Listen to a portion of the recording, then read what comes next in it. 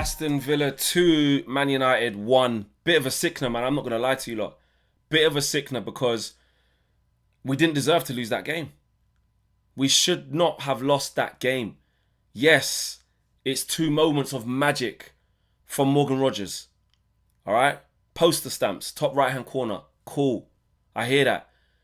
But Lenny Yoro, way off it tonight. Way off it tonight. Allows Rogers just the luxury of Villa Park. He didn't want to let him know he was in the game. You know, the second one in particular, he's got his hands up like this, like he just doesn't want to engage. He doesn't want to touch him. So Lenny, listen, he's going for a tough moment. This is not a reason to pile in on him and say he's crap and he's this and that and the other. Now listen, it comes with expectation because we bought him for 50 odd million pounds. I get that. So we have to speak about him honestly and admit that he's having a tough time. We know he's having a tough time.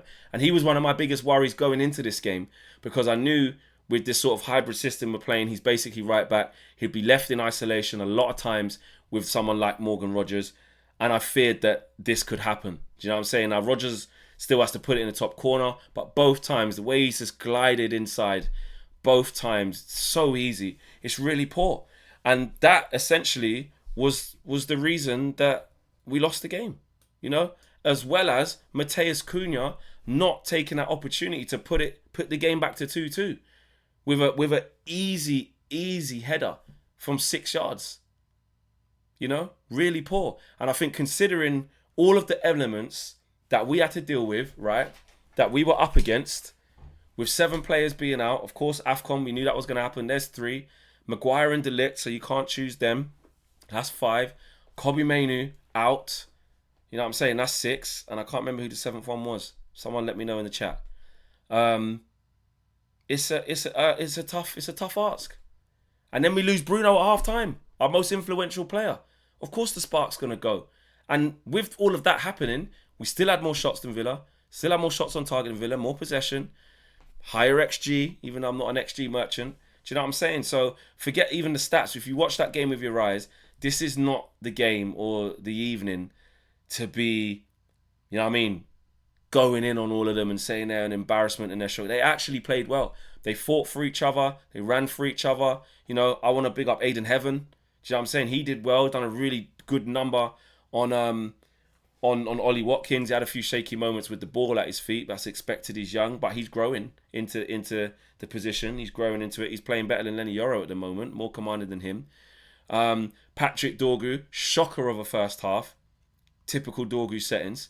But second half, much better and should have had an assist. He put it on a plate. He put it on a plate for Mateus Cunha. He also won the free kick that Mason Mount wasted it because he went narrowly over the bar.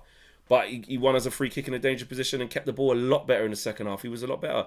And look, let's be real. Before the game, I said pray for us. We can get touched by Villa at any moment, right? But let's be honest. With the team that we put out, I also said that I didn't want to... It was hard to predict the game properly until I saw the team sheet. And, you know, with Kobe being out for like 3 weeks now as well, that's a sickener. You know, they got the chance to actually play. We had to put Martinez in midfield, mate. Do you know what I mean? Kobe's probably thinking, why always me? Word to Balotelli, why always me, bro? So really unlucky for him. Shit timing. But Ruben did the best with what he's got. And the players that I expect to sort of make a mark on the game, the better players, they did that. And the players that I thought would struggle in moments because of lack of experience or quality, they did that. Manuel Ugarte, what was we expecting when we knew he had to play? Let's be honest. He did some other things where he won the ball all right, some decent tackles, gets his customary booking. But other times, couldn't pass wind. Couldn't bruck a fart, bro. Serious. Trying to pass forward hurts your eyes. Do you know what I mean? Simple. Who else? Like I said, Dorgu. We know how much he's been struggling with his confidence. First half was exactly what we thought we would see from him. Second half, he picked it up. Lenny Yoro thought he would struggle. He's been struggling. There's no Mazraoui to bail him out. He struggles against Rodgers. Do you know what I mean? But then the better players, Bruno was really good in the first half. Cunha was really good. Mason Mount was excellent. Sesko, we know where he's at the moment in terms of confidence. Not hitting the back of the net as much as we'd like him to. And obviously he's coming back off injury. Been out for a while. But you expect that from him as well. So it went the way I thought it would go in terms of the players who I thought would play better than others. But actually, as a team, they did the best they could. That wasn't a disgraceful performance. I think we were probably the better team. We were probably the better team. And as for Ruben Amorim, you know, with all this talk about academy graduates and he's stinking out the joint and he's never going to play them, he said that they're ready to play today if we need them. And he went to the bench and Shea Lacey gets his debut. And when he came on, he had a clear shot at goal. It was right down the throat of Martinez. Couldn't, you know, get it in the corner, but big for him and his family. That's a positive to see the boys come off the bench. And Jack Fletcher as well when he came on. He done okay. I'm not saying he lit it up, but I'm saying Ruben tried. He's trying to throw everything at it. He takes off Lenny Yoro a little bit later in the half. Maybe he could have done that a little bit earlier, but put Stallo to a 4, went to a back 4, and then we played 4-3-3 with a 10. So look, it's one of those, isn't it, where I'm annoyed we've lost. I'm always annoyed we've lost. You lot know me. I'm an emotional fan. I get angry very easy. We all do. We don't want to lose football matches. But in the grand scheme of that, apart from Cunha taking his chance and Lenny Yoro being like having more conviction, you know, there isn't really a lot more we could have demanded from the players today. You know, the 2 goals we conceded, no disrespect, there's always maybe a little bit more to a goal than only one person, but they're heavily against Yoro's favour. You know, and he's got to get that aggression in him. He's got to get that belief. You know, I messaged Rio immediately. I was like, Rio, book in them sessions with Yoro, bro. He needs to sit down with you 2 times a week, minimum. Go learn off the best. Go have them conversations. And listen, Lenny's young. We shouldn't be writing him off or this, that, and the other. But he needs protecting. But we don't really have the players to be able to do it. If we want to change it, Dallow's actually been playing quite well right now. What do you do for Newcastle United at home? Because Anthony Gordon's going to rinse him like that or run at him.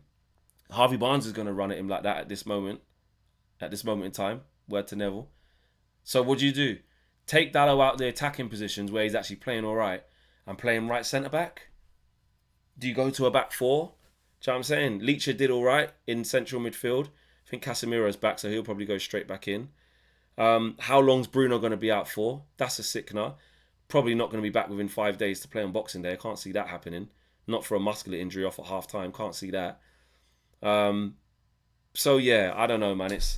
It's a tough one to take, but at the same time, you do need to give it a bit of perspective. You do need to give it a little bit of context and understanding as to how we lost that.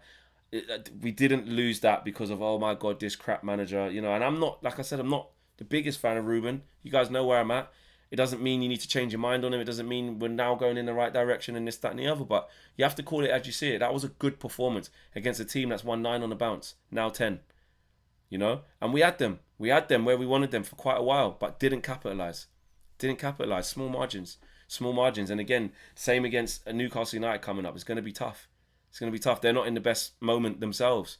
How does Ruben play it? What team is he going to put out? We'll have to wait and see. But I'm not mad at the performance, but it's still a sickener to lose the game, especially when both Rodgers' goals, although they look spectacular, when you give players like that type of space and time to operate, to cut in on his right foot and do that, he's that good. He'll put it stanchion every single time. Do you know what I'm saying? He's a top player, Morgan Rodgers. And if anything, that's the type of... Look how he started the season. Villa fans were onto him, couldn't hit a barn door. Villa, no wins in 5. Do you know what I mean? And now look, crazy. Top manager, Unai Emery. So yeah, big up to Villa, but...